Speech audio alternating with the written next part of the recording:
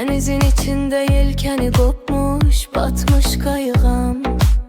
İçirem oluram serhoş çok vaxt, ara bir ayığam.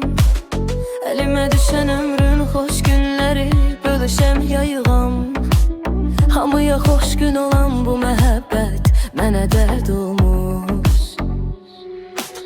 Bu yanan ürəyim adam kimi sevmiş, amma pərt olmuş. Hamıya pambıq olan qara sevgi mənə sərt olmuş. Axı nədir bilməm bu qaranlıq, görmürəm günəşi. Bir ömür axtarıb ömrümü verdim, o da səhv olmuş. Bu yanan ürəyim adam kimi sevmiş, amma pərt olmuş. Hamıya pambıq olan qara sevgi mənə sərt olmuş.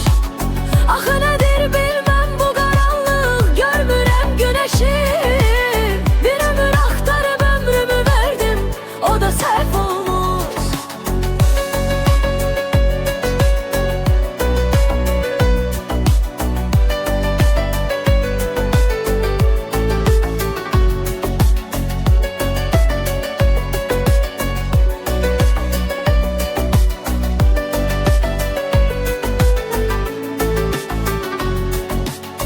Gedirəm eşqdən mənim axı burada sənsiz nə işim?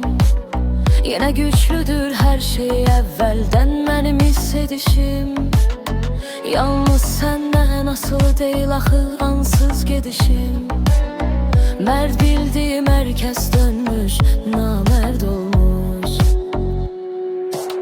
Bu yanan ürəyim adam kimi sevmiş, amma pərt olmuş.